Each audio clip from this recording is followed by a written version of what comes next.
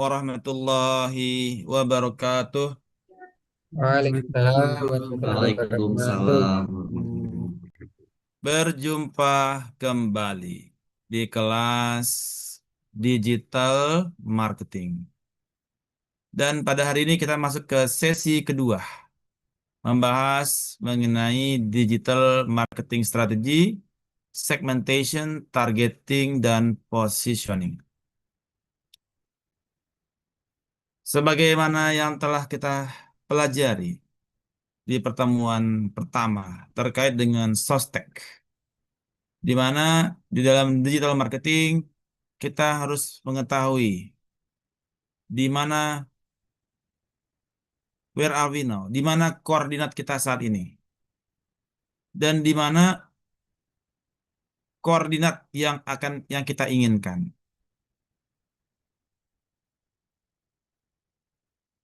Ya, berdasarkan on top of the sales, serve, speak, save, sizzle.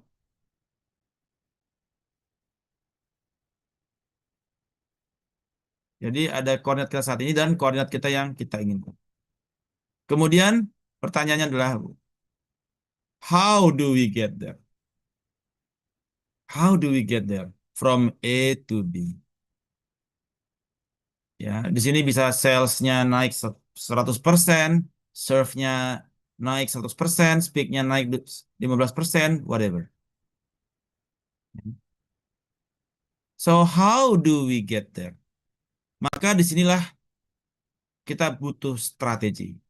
Apa yang menjadi strategi di dalam digital marketing adalah segmentasi, targeting, dan positioning berupa online value proposition.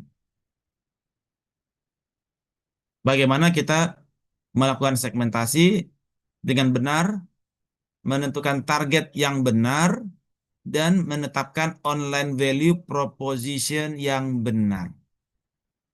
Itu yang menjadi tugas, yang menjadi topik kita malam ini, dan juga akan menjadi tugas pertama Anda di dalam paruh kedua ini. Nah, di dalam melakukan segmentasi, maka dibutuhkan digital technology. Apa digital teknologi yang dibutuhkan? Yaitu big data. Karena datanya ada di sana semua ya. Data transaksi, data lokasi, demografi, semua ada di big data. Ada di Dukcapil, ada di transaksinya bank.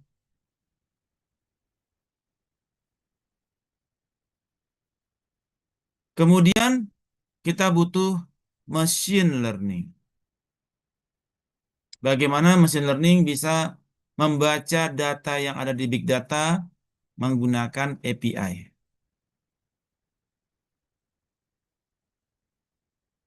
Dan ini semua bisa saja ada di cloud. Big datanya di cloud, machine learningnya pun di cloud.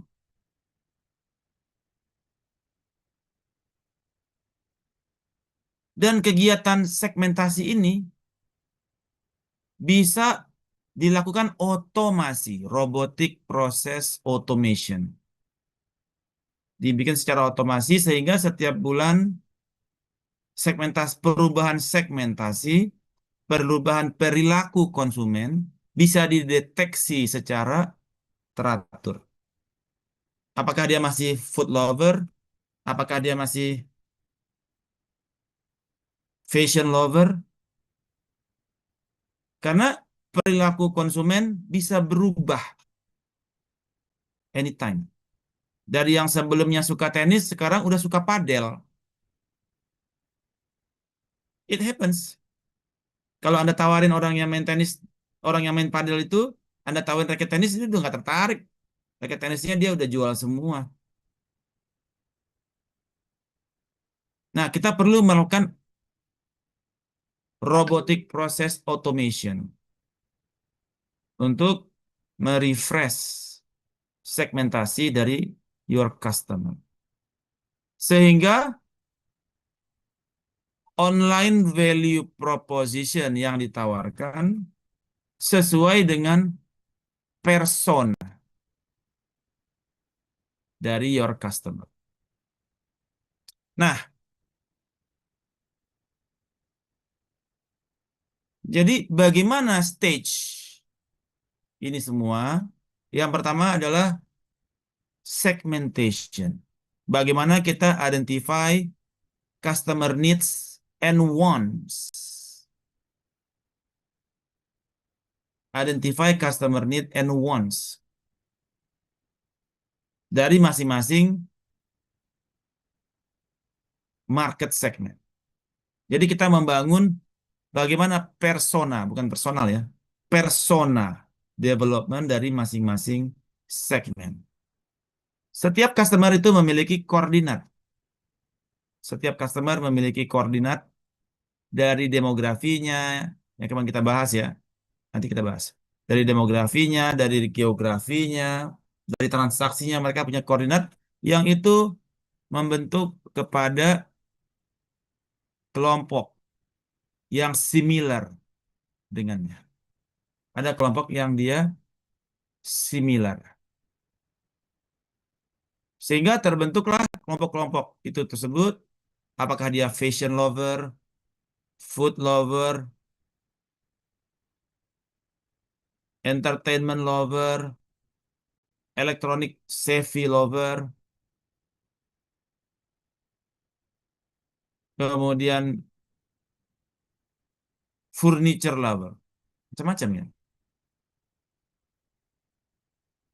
Jadi kegiatan segmentasi adalah kegiatan untuk menemukan segments dari customer, di mana akhirnya kita mengetahui apa yang menjadi persona dari si fashion lover, apa yang menjadi persona dari food lover, usia, dari sisi usianya, pendidikannya, ya, kemudian transaksinya, merchant berdasarkan merchantnya, lokasinya, dan pain value-nya. Kalau dari demografi, demografi, geografi, transaksi itu merupakan kuantitatif ya, quantitative research. Kalau pain value dia lebih ke kualitatif, wali. Karena pain value kita bisa menggunakan etnografi atau netnografi kalau datanya sudah ada di server. Nah, setelah kita mendapatkan segmen tersebut, segmen dari customer, kemudian kita menentukan target segmen. Bagaimana kita mengevaluasi dan melakukan pemilihan terhadap target segmen, which give us the utmost return, which give us the utmost approval rate, which give us the utmost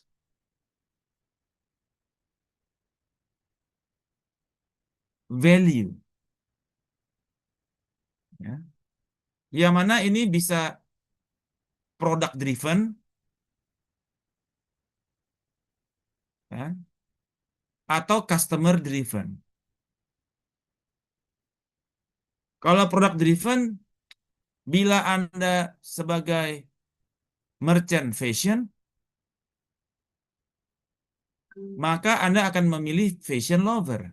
Berarti Anda pemilihan segmennya adalah product driven. Anda sudah punya produk dan Anda ingin mencari segmen yang tepat. Kalau customer driven, Anda mencari tahu dulu mana personanya, kemudian Anda baru bangun, baru bikin. Ya, oh saya mau hajar food lover. Usianya berapa, pendidikannya, transaksinya, merchantnya, lokasinya di mana, pain value-nya apa aja. baru Anda mau develop, mengembangkan new merchant.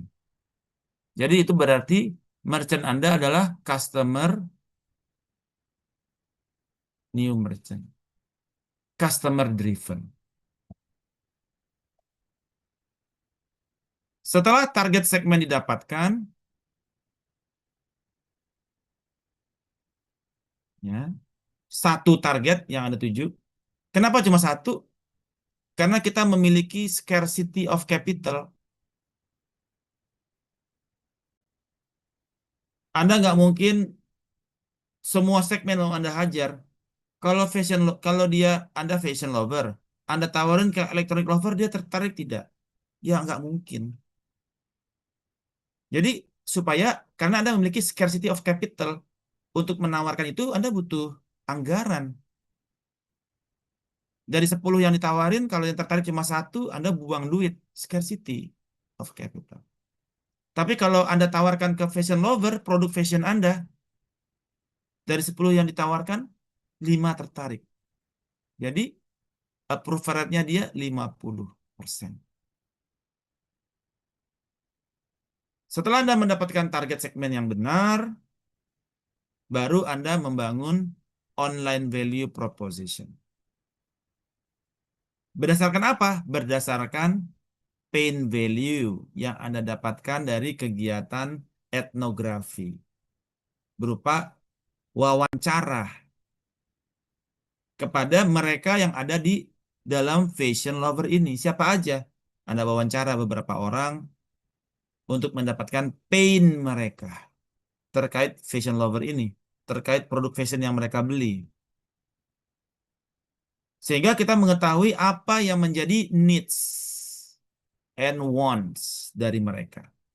Need and wants didapatkan dari mana? Dari pain value. Usia pendidikan itu adalah persona, bukan needs. Needs-nya, personanya mungkin dari merchant ya. Merchant mana yang paling tinggi berarti fashion lover. Ya, fashion lover secara umum. Tetapi needs yang mereka spesifik ada di dalam pain value. Apa yang menjadi pain mereka yang untuk Anda berikan online value proposition yang sesuai dengan need and wants mereka. Sampai di sini ada pertanyaan? Silakan. Prita, silakan Prita, satu pertanyaan. Gagal bertanya, satu lagu. Udah deh nunjuk tuh Pak. Enggak apa-apa, kita dulu. Ya, izin mungkin mau bertanya Pak, misalkan perusahaan itu biasanya kalau dari mungkin riset Bapak atau Bapak punya apa namanya laporan gitu, biasanya mereka kebanyakan itu eh, gagal di mana sih Pak dari yang tadi sudah Bapak jelaskan sehingga mungkin apa namanya salah di mana, kemudian kebanyakan itu apa salahnya gitu. Oke, kebanyakan salah segmen. Jadi Anda nawarin food ke entertain. Sehingga kenapa ya approve rate-nya kecil ya, 10% ya. Kenapa ya saya tawarin 10 nggak ada yang ngambil ya? Karena produk Anda bukan their needs dan juga bukan their wants. Ya. Jadi ini yang biasanya yang menjadi ketika saya sebagai consulting, ketika mereka memanggil apa Jitu Data sebagai consulting company-nya mereka. Jadi kita mencari tahu selama ini Bapak siapa nih nawarin? Oke, take up rate-nya berapa persen? 5%. Kecil banget. Anggarannya mereka kapital mereka anggarannya habis. Anggaran habis, target tak tercapai. Duit habis, makan tak enak. Ya kan? Udah ada duit habis, gaji besar, makan tak enak karena nggak ada bonus. Ya kan? Nggak ada target nggak tercapai. Posisi kita terancam digantikan oleh orang lain karena dianggap kita produk gagal. Ya nggak berhasil capai target, mutasi lah dia kemana. Karena selama ini mereka salah segmen. Ya. Dari situ saya benerin lagi. Harus untuk menentukan mana segmen yang tepat sebagai target segmen. Kemudian baru mereka mulai lagi dengan target yang benar untuk kemudian mencapai target yang diinginkan. Kebayang berita? Iya Pak, tapi kalau kayak gitu bukannya akar permasalahannya berarti di analisis datanya ya, yang mereka tarik. Sehingga kok bisa sampai salah kan kayaknya jauh banget tuh tadi contoh yang Bapak sampaikan, food dengan Yes. entertaining gitu. Karena mereka segmentasinya dari pikir-pikir, asumsi, dan halusi sapi. Tidak ada data driven dari big data, machine learning, cloud computing, robotic process. Tidak ada. Menurut pikiran saya, kita harus kerja ini. Bukan berdasarkan machine learning. Bukan berdasarkan model. Jadi buat apa data kita ribuan, tapi mereka bikin strategi dari pikir-pikir. Kebayang berita? Ya Pak, terima kasih. Good. Nurul, silakan Nurul. Baik Pak, maaf sebelumnya saya lagi di jalan. Cuman saya penasaran begini Pak. Kan Hmm, kalau di pemasaran kita mengenal segmentasi, targeting seperti yang tadi dijelaskan. yes. Nah, nggak bisa diadaptasi jadi strategi untuk stakeholder engagement karena saya dari CSR ya Pak ya. Jadi sangat Yes. erat dengan stakeholder engagement. Jadi apakah bisa diterapkan juga dalam kaitannya stakeholder segmentation, stakeholder prioritization, kemudian stakeholder positioning seperti itu. Gitu sih Oke. Pak. Tapi yang sifatnya B2C ya, Oke. bukan Ya, B2B Pak. ya, B2C. Iya, jadi misalnya berarti kalau segmentasi CSR gitu untuk penerima manfaatnya kayak gitu kan Pak berarti Pak? Jadi kalau penerima manfaatnya orang bisa, Iya, oke, kalau company nggak cocok. siapa? Karena clustering ini untuk data yang masif ya. Kalau data Oke, 10, 5, 20 nggak, tapi ribuan, I see, ya Pak. jutaan. Nah itu cocok tuh pakai segmentasi ya. Tapi kalau datanya cuma 30 orang dibikin segmentasi, no meaning ya. Ya, iya, iya. Oke, good. Diva, silakan. Iya, malam Pak. Saya izin bertanya. Mm-mm. Jadi kan saya itu kan kerja di bagian perusahaan ISP gitu ya Pak. Terus Oke. ya saya penasaran gitu, gimana sih penerapannya dari segmentation, targeting, dan positioning ini untuk meningkatkan akuisisi dari pelanggan baru sekaligus untuk mempertahankan pelanggan existing gitu di tengah persaingan industri internet yang semakin ketat karena di lapangan ini berapa 2 bulan inilah saya merasa kalau eh, dari pelanggan itu tuh mulai menurun gitu Pak. Oke ya, coba saya lihat. Ada nggak saya buka ini? Hmm.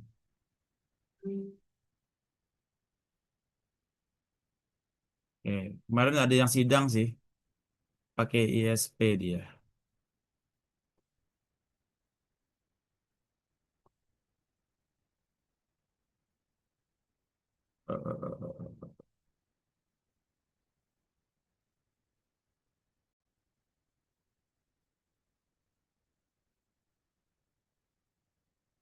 Kayaknya PDF kayaknya. Oke, kalau salah. Oke, jadi kalau kita ISP, Anda bisa bagi berdasarkan produk kan, paket-paket WiFi gitu kan. Iya betul Pak. Ada paket, apa aja paketnya? Anda di mana ya Diva kerjanya? Saya di CBN Pak. CBN. Paketnya apa aja tuh? Untuk ISP-nya ada yang 20 Mbps, 50, 100, 150 sampai 1 GB sih Pak. Berarti ada 5 segmen kan? Iya Pak. Masing-masing segmen itu bagaimana ya personanya? Ini berarti 20 Mbps, ya kan? Ya, ini yang apa seperti apa itu profil mereka, apa yang menjadi pain mereka. Kalau kalau yang dari sisi demografi kan kelihatan nanti tuh, usia kelompok usia berapa yang 20, misalkan kelompok usia muda ya, karena duitnya kan terbatas ya. Dia kejar kan yang 20 tuh kebanyakan. Paling banyak kan yang income usia ya, usia. Gaji berapa tuh? Di bawah 5 juta misalkan. Ya. Terus marital statusnya apa? Single gitu ya. Kemudian lokasinya misalkan di kota besar, apa ibu kota ya, ibu kota lah. Nah, ibu kota provinsi gitu ya misalkan. Nah, jadi kita dapat gambaran secara demografi seperti apa, lokasinya di mana, kemudian apa yang menjadi pain mereka. Sering putus, sinyal hilang, kan ketahuan tuh dari mereka punya komplain kan tercatat semua kan online apa pakai call center kan kan semua ada transkripnya semua kan masuk kemana nih komplain mereka dapat personal masing-masing ada profil kan yang 1 giga pasti usianya mungkin di atas 50 kan gajinya di atas 50 kan dan mereka mereka marital statusnya merit kan. Yep. Ah, apa yang menjadi pain mereka. Nah, setiap setiap segmen memiliki persona yang berbeda secara profil dan pain mereka. Hmm. Sehingga kalau Anda mentargetkan, sekarang menjadi target segmen Anda yang mana? Saya yang 20 deh. Atau enggak, jangan. Yang paling menguntungkan yang mana? 1 giga. Berarti Anda perlu membangun online value proposition berdasarkan pain mereka. Yang sudah ada semua di sistem Anda kan? Coba. Sehingga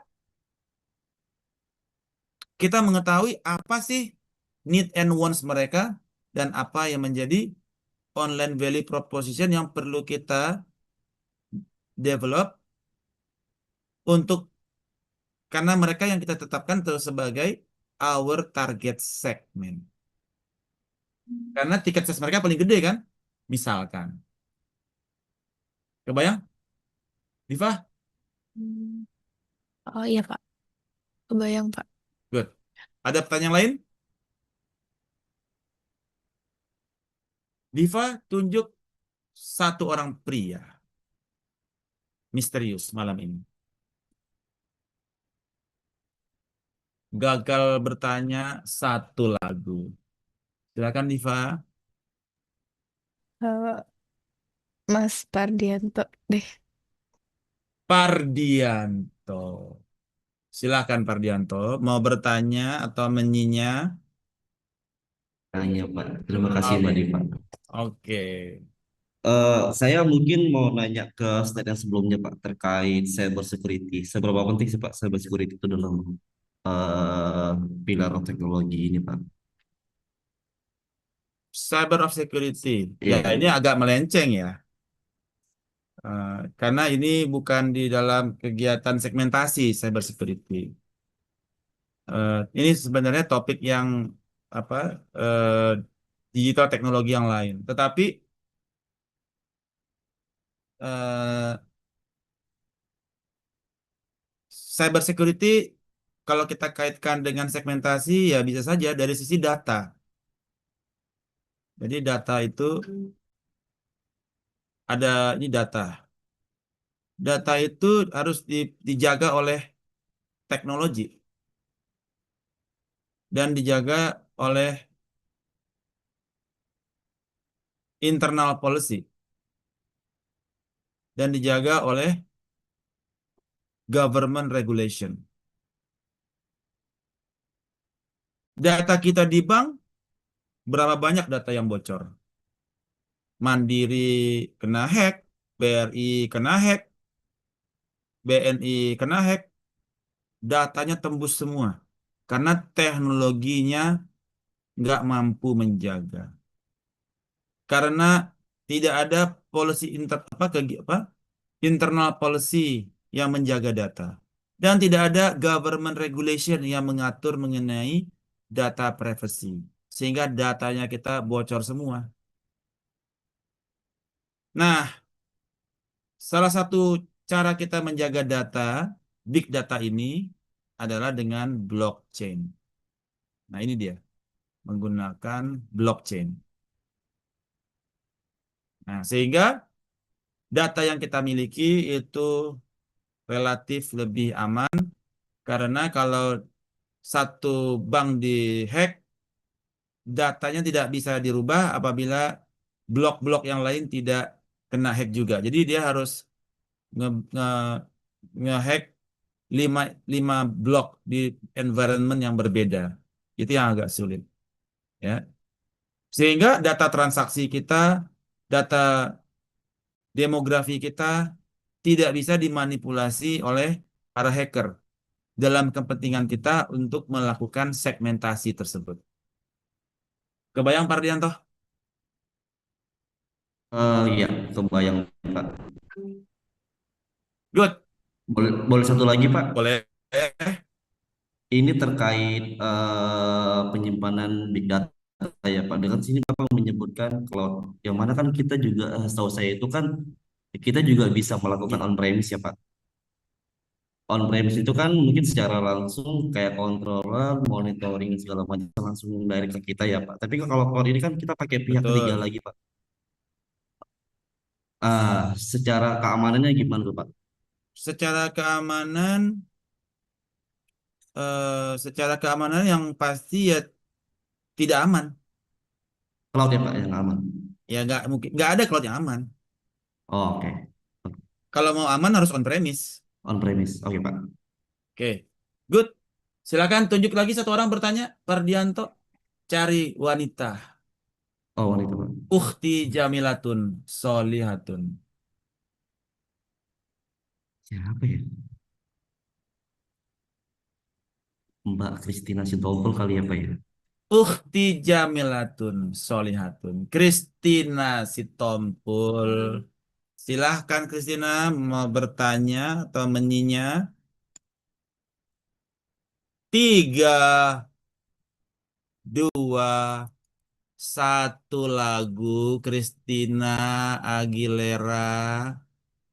Tunjuk lagi satu orang bertanya. Oh, Aldila. Silakan Hisam. Silakan. Iya Pak, malam Pak Oke, Jerry. Hisam. Malam. Eh, ini Pak, saya mau nanya terkait ini. Jadi dulu saya pernah diskusi sama teman-teman saya yang mereka memang berwirausaha Pak.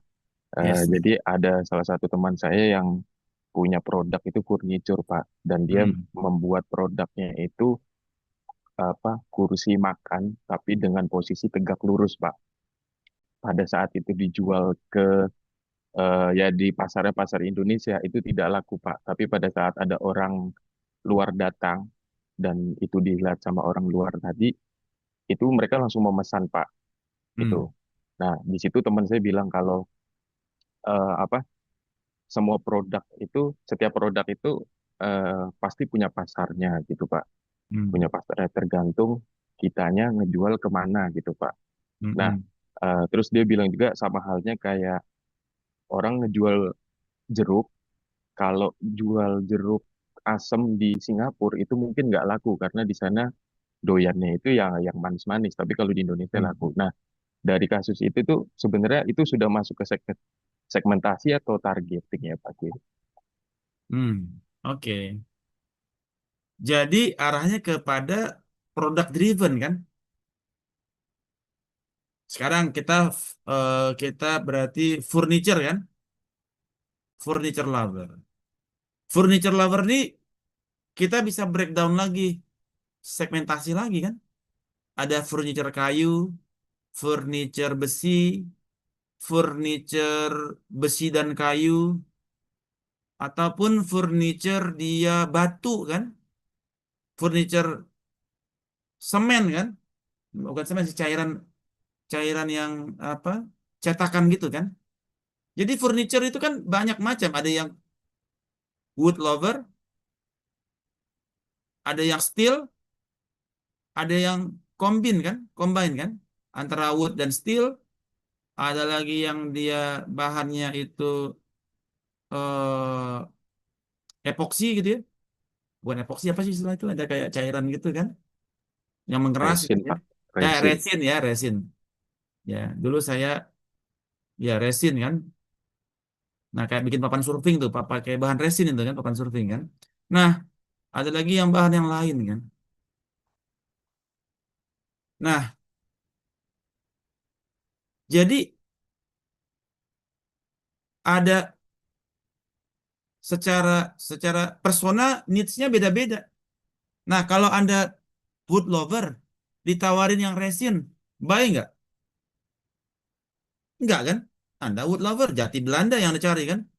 Di rumah Anda semuanya jati Belanda semua tuh, lemari, lemari, kursi jati Belanda, meja jati Belanda. Anda jati Belanda lover. Ada lagi yang jati kuno. Nah, jati kuno semua kan? Meja, kursi, lemari jati kuno.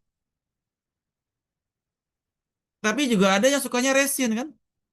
Meja resin, kaca ya resin ya mejanya ya. Kursinya resin, raknya resin ada juga. Jadi persona dari si furniture lover juga bermacam-macam. Sehingga need and wants-nya pun bermacam-macam. Bagaimana produk Anda ditawarkan kepada yang need and wants-nya sesuai dengan your spec.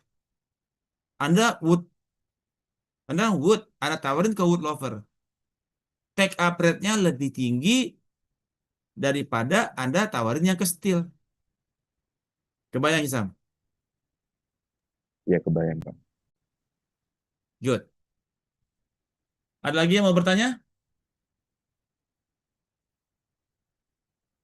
Tunjuk satu orang wanita, Hisam. Gagal bertanya satu lagu. Baru Christina doang yang nyanyi nih. Sebentar. Sudah ada Bustanil Arifin. Open cam, Bustanil. Bustanil. Open cam. Ya, Yes. Pak. Silakan. Pertanyaan Pak, Yes. apakah metode STP ini segmentasi targeting dan positioning masih relevan untuk di zaman sekarang, di mana kan sudah ada data driven menggunakan marketing dan AI, Pak? Maksudnya masih perlu segmentasi secara tradisional, Pak, gitu ya. Apakah Anda pikir TikTok tidak pakai ini? TikTok pakai segmentasi TikTok. Bagaimana dia bisa muncul ke FYP Anda kalau dia nggak segmentasi? Bagaimana Instagram tidak munculkan campaign ads kalau dia nggak pakai segmentasi? Bagaimana Facebook nggak munculin penawaran kalau dia nggak pakai segmentasi? Semua segmentasi. Bagaimana Donald Trump membuat campaign kalau dia nggak pakai segmentasi? Bagaimana bank menawarkan campaign kalau dia tidak pakai segmentasi? Semua pasti pakai segmentasi. Apakah segmentasinya menggunakan machine learning? Apakah dia pakai AI? Ya, pasti pakai segmentasi. Kecuali Andanya penawaran, ya. Jadi kalau Anda itu ada dua ya. Kalau Anda business as usual tanpa segmentasi, paling penawaran Anda misalkan 10% yang ambil dari Instagram Ads, dari TikTok Ads. Cuma 10% yang buy dari IG Ads. Tapi kalau dia pakai segmentasi, benar dia segmentasinya, bahwasanya target yang dikirimkan campaign itu betul-betul needs kepada barang tersebut, bisa 50% take up rate. Contoh TikTok. Kalau Anda sering nonton silat gitu di TikTok ya, atau dance, dance, dance, dance, TikTok akan melihat persona Anda itu tinggi, durasinya tinggi di dance. Besok Anda dikirimin for your page-nya semua tentang dance loh. Karena durasi Anda paling lama di dance. Atau Instagram.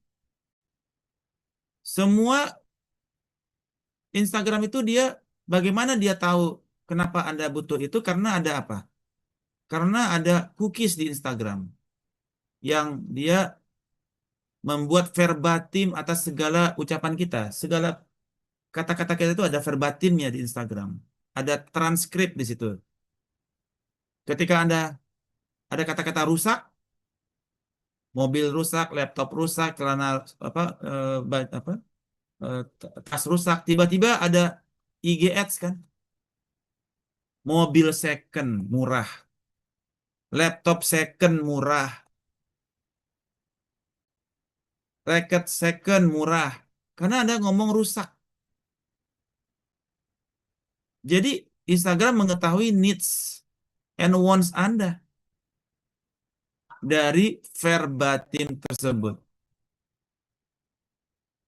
Jadi semua menggunakan apa? Menggunakan model, menggunakan segmentasi untuk memberikan online value proposition-nya. Tapi Anda nggak tahu aja. Kebayang Mustanil? Kebayang, Pak. Soalnya saya ini agak apa namanya? Ada semacam satu toko kelontong di dekat rumah itu, tapi kalau lihat itu Mhm. tradisional sekali, ya. Tapi Mhm. dia bisa membuat segmentasi pasar yang sepagi sampai sore itu ngantri padahal nggak punya teknologi. Mhm. Itu kalau seperti itu apakah karena memang marketnya dia sudah segmentasinya memang sudah betul-betul fokus gitu, atau apa yang bisa melatar belakangi biasanya pasar tradisional itu sampai masih tetap ramai gitu. Ulang lagi. Ada toko kelontong. Kalau kelontong itu ya, eh, dia teknologinya tuh hampir-hampir dibilang minim, Pak. Semua masih manual, masih perhitungan apa pengecekan barang semuanya manual. Tapi masih survive terus gitu. Bahkan sampai sekarang terus ramai gitu. Tapi dia tidak bergeser juga, tidak menggunakan teknologi sampai AI seperti itu. Oke, pertanyaannya. Nah, pertanyaannya ini, eh, di era zaman sekarang itu masih ada yang bisa survive dan bahkan bisa tetap berkembang tanpa menggunakan aplikasi, Pak. Masih menggunakan metode tradisional, konvensional seperti itu. Apakah ini hal yang kurang, keliru, atau sebenarnya kalau dari sisi marketing manajemen ini seperti apa, Pak? Sudut pandangnya. Oke. Karena itu toko kelontong kan kebutuhan semua orang. Iya kan? Semua orang kan butuh toko kelontong kan? Betul nggak? Dengar, Pak. Iya. Karena dia tidak spesifik kan? Tidak spesifik kepada eh misalkan fashion. Yang fokus ke fashion gitu. Fokus ke, kalau makanan, 9 bahan pokok, semua orang juga ya, ibaratnya itu adalah kebutuhan pokok tuh. PND gitu-gitu ya, beli gula, beli garam, beli beras gitu ya, untuk kelontong. Ya nggak, memang nggak perlu semua orang itu kebutuhan pokok. Tapi fashion kan bukan kebutuhan pokok, ya kan? Entertainment kan bukan kebutuhan pokok. Restoran kan bukan kebutuhan pokok. Jadi siapa yang restoran lover, siapa yang food lover, siapa yang fashion lover, ya? Atau siapa yang KPR, siapa yang KTA, siapa yang kartu kredit. Kalau penawarannya ditawarkan kepada yang bukan needs and wants-nya itu, maka dia nggak akan buy. Kalau toko kelontong, ditawarkan toko kelontong, siapa yang nggak bakal buy? Semua pasti buy. Beli beras, beli gula, beli garam, semua pasti buy.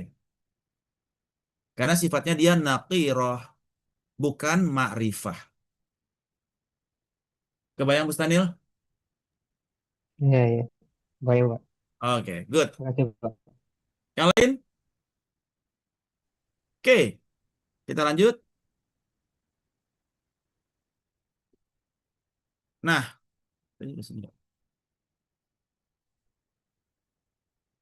di dalam segmentation ini ada beberapa metode. Yang pertama menggunakan K-means clustering. Ini yang kita akan gunakan. B2C menggunakan K-means clustering. Kemudian ada lagi clustering dengan neural networks. Nah, ini dengan AI. AI dia menggunakan neural networks. Ada lagi dengan RFM. Ini untuk B2B. RFM analysis. Ada lagi menggunakan decision tree dan random forest, tapi ini tidak menjadi favorit ya. Kemudian di dalam data yang kita gunakan untuk segmentasi ada data demografi, yaitu seperti age, gender, income, education, marital status, number of dependents, ya, income. Nah, itu demographic data. Kemudian geographic data, ada negara, provinsi, kota, kabupaten, kecamatan, kelurahan, ya, geographic location. Kemudian behavioral, ya, berdasarkan transaksi, ya. Ada purchase-nya apa aja, purchase history. Dia beli apa aja tuh, beli sabun, beli apa gitu ya. Beli sabun, beli gundar gigi, beli jagung, beli GoFood, beli somai, beli bubur ayam Pak Min pakai QRIS, semua transaksi. Dan di atasnya ada merchant kategori. Dia masuk ke merchant mana nih? Food kah? Furniture kah? Fashion kah? Ya. Jadi kita melihat transaksi yang terjadi dan apa yang menjadi merchant kategori.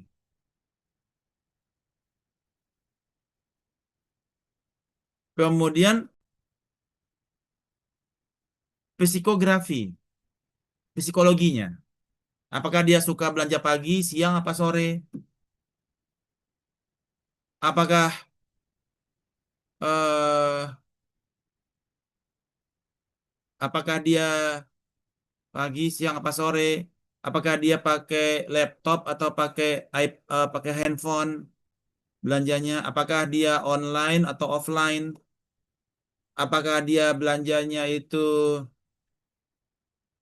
apa? Dia eh, COD apa transfer? Itu masuk ke dalam psychographic segmentation. Kalau firmographic ini untuk B2B. Ya, perusahaannya itu jumlahnya berapa, pegawainya segala macam. Kita fokus ke sini. B2B, B2C. Ya. Nah, sampai di sini ada pertanyaan? Question? Saya mau nanya Pak, Yes, Sauki. Pak, tadi yang terkait behavioral segmentation itu kan Pak Jerry bilang ini kan nge-track biasa Transaksi. transaksinya si customer ini kan ya Pak, segmen itu Yes. segmen yang akan kita pelajari berarti kan. Ini untuk biasanya sih untuk kayak gini tuh ngambil datanya dari berapa lama, periode tertentunya itu berapa lama ya Pak, ke belakangnya Pak? Apa apa tergantung dari apa yang mau kita cari? Apa gimana Pak? Ya, untuk melihat persona seseorang itu kan nggak perlu data banyak. Sebulan transaksi juga udah ketahuan kan. Hmm. Transaksi Anda bulan ini banyak di mana nih? Apakah di food? Apakah di fashion? Apakah di furniture, di entertain, di education. Kalau Anda banyak di asuransi, berarti ya kamu maksudnya ke insurance lover. Hmm. Maksudnya gini, apakah Anda, dia akan melihat, jadi gini ya, saya kasih contoh ya. Jadi ini ada klaster 0, 1, 2, 3, 4. Ada 5 klaster. Di sini ada merchant fashion nih. Fashion, food, furniture, fashion, food, furniture, terus entertainment, terus insurance. Nah, kemudian ini ada juga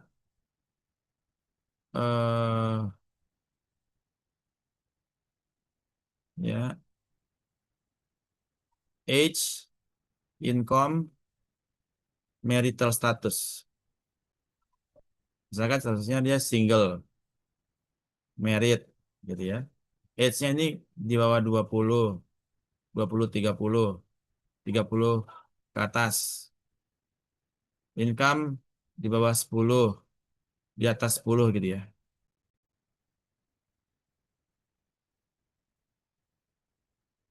Kemudian di sini ada dapatkan eh ini age 0,3, 0,4, 0,3. Income 0,5, 0,6, 0,4. Marital 0,2, 0,8.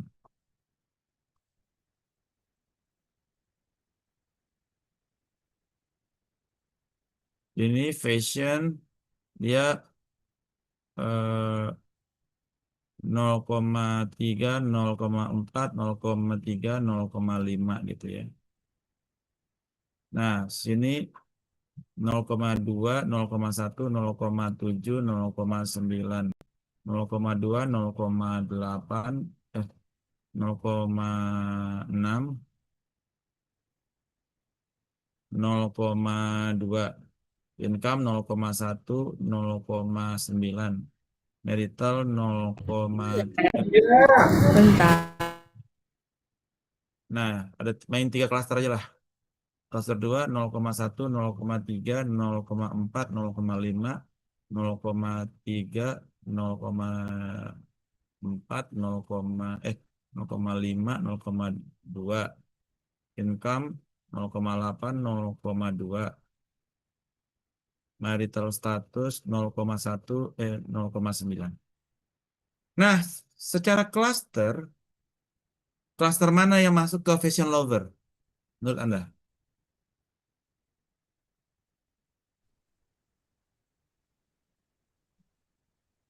Ada yang bisa jawab? Tebak aja, klaster 0, 1, apa 2?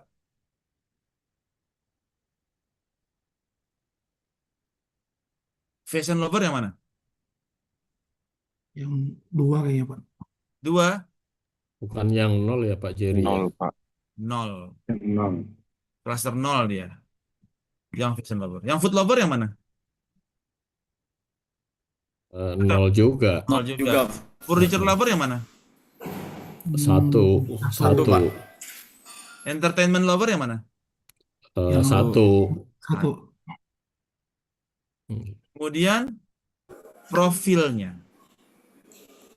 Kalau yang klaster 0 itu usia berapa? Usia 20-30. 20-30, benar. Income-nya berapa? Ini yang di bawah ya. Ya, di atas. Income-nya berapa? Di atas 10. Di atas 10. Oh, 10. Oh, di atas 10. Di atas. Marital statusnya Di yang mana? atas Single, Pak. di atas 50 ya. Merit dong. Merit ya. Wih, Ya kan? ya, Pak. Klaster 2 usianya berapa? Klaster 2. Di atas Enggak. 20-30 juga, Pak. Yes. 10. Mm-mm. Income-nya berapa? Income-nya lebih dari 10 juga, Pak. Benar. Marital statusnya yang mana? Merit. Merit. Hmm. Klaster 3, usianya berapa? Usianya sama 20-30. 30. Income-nya berapa? Sama juga, Pak.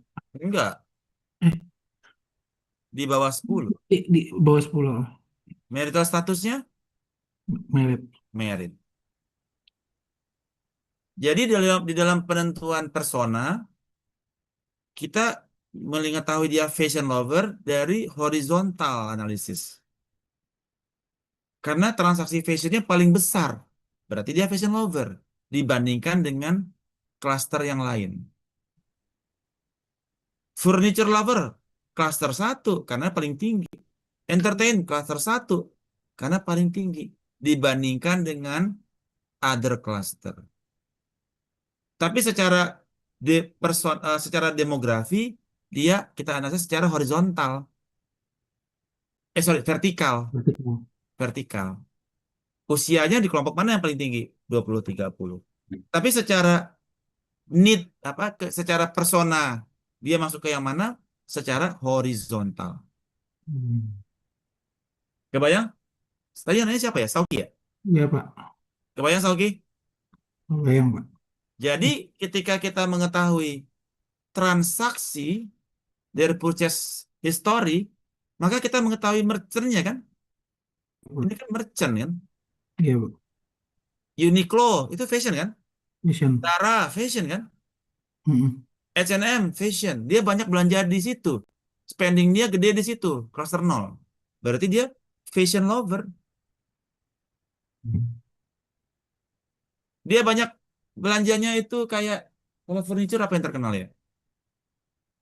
Yang Iya, Itali, Pak. yang Itali punya apa mereknya yang terkenal? Da Vinci. Ya Da Vinci kayak apa gitu ya.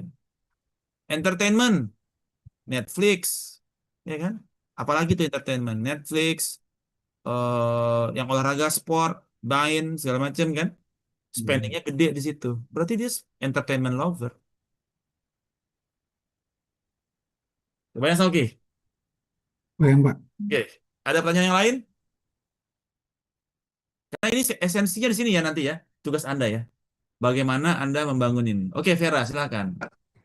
Jadi mau tanya kalau misal kita dalam menganalisis ini salah nih Pak, kayak udah jalan tapi ternyata kita analisisnya salah, mungkin karena ada data yang pas ditarik itu salah atau bagaimana. Gimana untuk kita tahu ternyata data yang diambil atau salah, kan pasti yang ditarik banyak kan dari kayak misalnya di umur dan lain-lain, tapi itu ternyata ada salah satu yang salah. Gimana kita tahu data mana yang salah dan cara untuk kayak memperbaiki atau mengulangnya lagi tuh bagaimana ya Pak? Itu. Anda kerja di mana, Vera? Saya di perusahaan logistik sih, Pak. Logistik. Iya, Kalau data bank, ya, misalkan Bank Mandiri gitu ya, ya. data ini pasti benar ya? Karena kan berdasarkan transaksi kan? Iya, tapi kan sebenarnya kalau misal saya lihat dari bank ya, Pak. Kalau misal dari accounting, karena kan saya accounting, jadi kalau misal kita lihat dari mutasi rekening itu kan belum tentu ada yang benar. Bisa saja ketika kita transfer salah. Kalau ada transaksinya yang salah, mutasi rekening, itu kacau, nggak mungkin.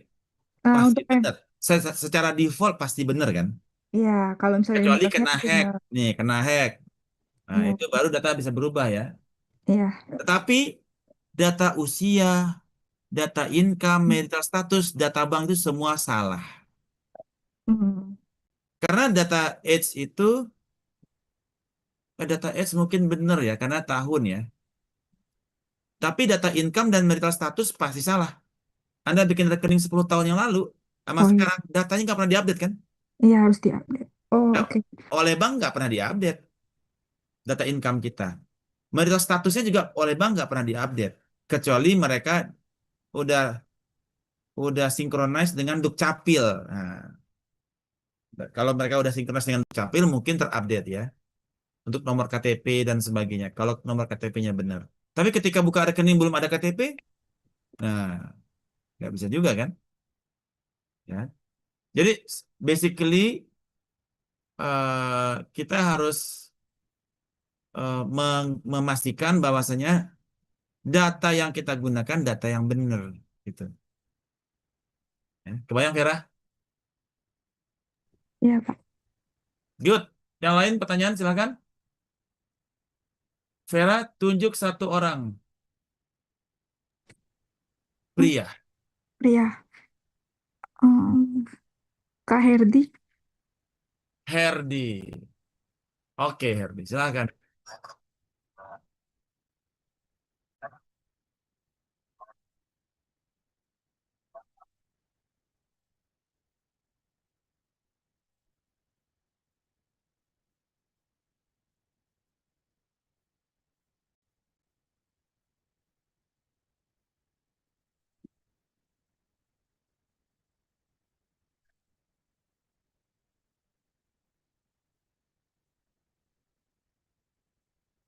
Dari sini udah ketahuan nih.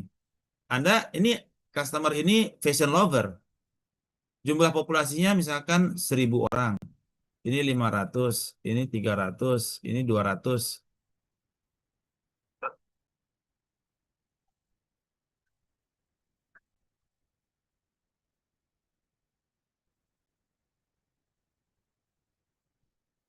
Data kan ada semua. Data Tokopedia udah bocor 75 juta. Tinggal Anda beli aja itu di dark web. 75 juta customer Tokopedia sudah ada datanya lengkap sama dia belanjanya apa aja. Email dan nomor handphone pun ada. Tinggal Anda beli. Nggak ada yang sulit dengan data. Data Dukcapil udah bocor di dark web, tinggal Anda beli. Data BPJS sudah bocor, tinggal Anda sandingkan dengan data Tokopedia.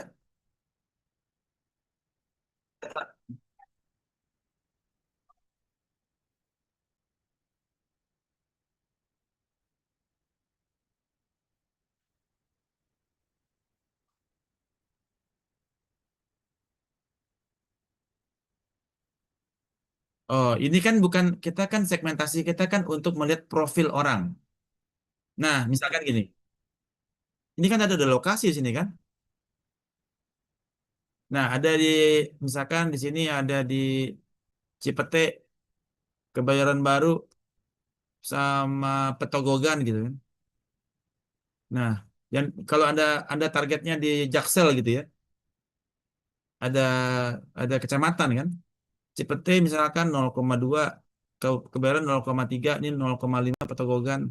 Ini 0,1, 0,1, sorry 0,1, 0,7, 0,2, 0,5, 0,3, 0,2. Food lover ada di mana? Food lover ternyata paling tinggi di Petogogan. Berarti Anda perlu bikin Indomaretnya di Petogogan. Sorry, food lover ya. Food. Anda perlu franchise. Anda perlu franchise-nya bukan di Cipete, bukan di Kebayoran, tapi di Petogogan. Karena Indomaret itu food lover kan.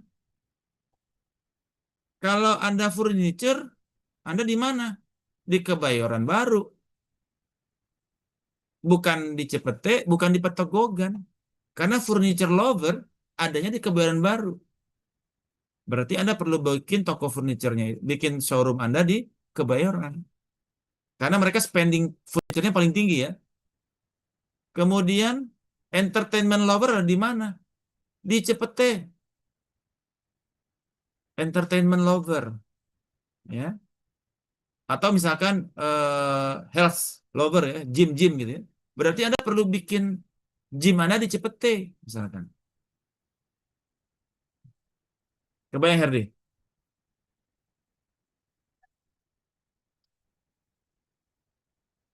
Mendapatkan nilai itu. Semua sudah ada di dark web, tinggal belanja data aja. Data Tokopedia bocor udah ada di dark web. Data Toko Bineka udah ada di dark web. Data Dukcapil udah ada di dark web. Data PDN yang bocor udah ada di dark web. Data Pusat Data Nasional yang bocor yang kena ransomware udah ada di dark web juga. Tinggal belanja. Semua transaksi perbankan ada semua di data PDN kita.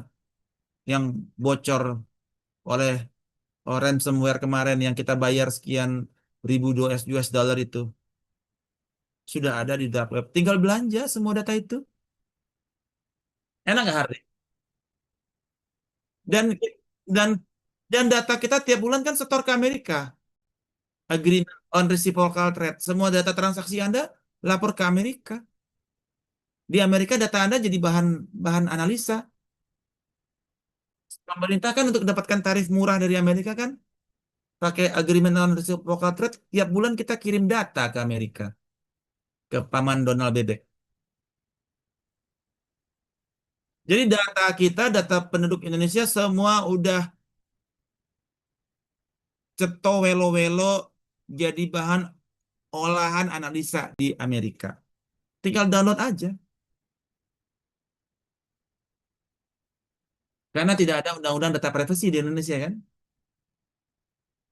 Tidak ada inform consent dari pemegang rekening kan.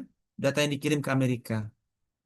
Jadi kita sekarang adalah surga data. Indonesia adalah surga data. Tinggal belanja aja di dark web. Tidak perlu saya ajarin cara belanjanya kan. Oh, janganlah. Itu tergantung Anda punya curiosity aja. Curiosity. Tanya aja ke ChatGPT bagaimana cara belanja data di dark web. Tadi terangin sama dia link-linknya. Oke. Jadi no issue dengan data. Yang lain pertanyaan silakan. Bapak izin bertanya. Ya, Putri. Bapak, saya mau ambil contoh terkait Wardah. Open Wardah cam ini kan, dong, Putri. Open cam. maaf Pak, lagi di luar. Oh, oke. Mana? Ya, ya. Bapak izin mau nanya, ini terkait Wardah sih Pak. Jadi Wardah itu kan terkenal dengan produk kecantikan dengan kehalalannya ya Pak. Dan Mm-mm. ini identik dengan muslimah sebagai pasarnya. Mm-mm. Nah, jika Wardah ingin memperluas pangsa pasarnya nih ke konsumen negara yang non-Muslim, which is itu kan ada segmentasi geografik tadi kan ya Pak. Mm. Apakah Wardah perlu mengubah positioning brand mereknya mereka gitu, atau Wardah cukup memperkuat loyalitas pelanggan di kalangan segmen Muslim aja gitu, jadi dia memperbesar ke negara-negara Muslim daripada non-Muslimnya. Itu aja sih Pak yang mau saya tanyakan. Tergantung pain value nanti. Apakah ada pain value yang mereka ingin produknya halal, tidak mengandung baktosoiton alias B2, mengandung zat-zat yang mengandung B2, kan banyak yang mengandung zat yang haram kan? Apakah ada pain value di situ mereka? Kalau Anda dapatkan ada pain, misalkan persona mereka dapat tuh fashion lover, beauty lover kan? Ini kan beauty lover di semuanya. Ada beauty lover, yang ada beauty lover, ada banyak sekali beauty lover. Dan produk kecantikannya kan apa? Beauty lover itu kan dibagi-bagi ya. Ada yang sukanya Wardah, terus apa lagi? Maribel, apa lagi ya? Apalagi merek-mereknya ada? Wardah, Maribel, apa lagi? Tahu nggak? Masa saya yang tahu? Dior, Chanel. Itu kecantikan, kecantikan. Iya Pak, kan ada Pak mereknya Oke, memang Dior, kosmetik. Chanel, siapa lagi kecantikan? Punyanya dokter itu apa? Dokter Richard, apa namanya? SK2 Pak, Korea punya. Apa mereknya? Yang punya, SK2 yang punya Korea. ya apalah Korea, apalah gitu ya. Apalagi yang lain, ya A, B, C lah gitu ya. Nah, ada 7 segmen nih. Nah, penggemar Wardah itu tentu berbeda-beda age di usia berapa, income berapa. Ini kita perlu segmentasi kan? Dapetin apa kan? Kemudian pain value mereka apa tuh dengan Wardah? Apa pain value mereka dengan Wardah? Apa yang pain value mereka dengan Maribel, Dior, Chanel? Apa? Bagaimana demografinya? Bagaimana pain value-nya? Ya. Nah, apa yang menjadi pain value Wardah, terus Anda tinggal kembangkan online value proposition-nya, ya. Apa yang pain value-nya dengan channel? Misalkan ada pain value-nya kaitannya dengan pain value-nya dengan mengandung zat-zat yang haram misalkan. Wow, berarti ini ada potensi untuk diakuisisi nih. Nah, ini kita bisa akuisisi nih customer-nya cluster ini gitu. Ya. Nah, kalau misalkan kita mau akuisisi berarti kita perlu bangun strategi akuisisi di situ. Beda lagi ya, bukan strategi segmentasi ya. Nah, strategi akuisisi. Atau kita berikan OVP kita kepada mereka yang pain value-nya ingin produk-produk yang halal atau apa, produk nabati gitu ya, yang hewani, bukan yang produk yang chemical gitu ya. Seperti itu. Kebayang? Tadi siapa yang tanya? Kebayang, Pak. Putri? Cuman yang saya masih, cuman Apa yang lagi? saya masih em, apa sebenarnya kan Wardah itu kan beberapa kali dapat penghargaan kan Pak karena dia itu sebagai brand halal gitu. Nah, tapi kenapa tuh mereka tuh nggak seterkenal itu dengan brand-brand, maksudnya dari segi di kalangan anak muda ya Pak, kayak anak muda sekarang kan lebih pilih brand-brand lokal yang baru yang misalnya influencer rilisin kayak gitu sih Pak. Jadi kayak padahal kan Wardah ini merek udah lama gitu, tapi yang lebih terkenal tuh merek-merek baru. Jadi Anda perlu eh, segmentasinya kepada customer, bukan kepada merek ya. Nah, ini ada customer, ada segmen B2C ya. Nah, ada yang segmen yang eh, pengen yang produknya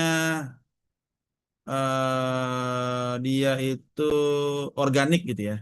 Organik, ada yang chemical, ada yang apa non apa yang organik, chemical, ada organik, ada chemical, ada yang halal, ada yang haram, ya dan lain sebagainya.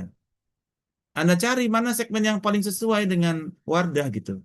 Oh, yang suka organik Anda tawarin Wardah, ya. Kecuali Wardah ada yang chemicalnya gitu ya. Mana segmen yang butuh yang produk yang organik, halal, tidak mengandung B2 gitu, tidak mengandung zat yang berbahaya. Siapa segmennya, siapa orang-orangnya? Itu yang ditawarin. Selama ini yang Anda tawarin yang pengennya produk chemical. Sehingga yang organik, Anda organik. Anda tawarin yang chemical. Yang nggak mau mereka beli. Karena nggak sesuai dengan needs mereka. Bayang Putri. Kebayang Pak. Good. Makasih Pak. Andi.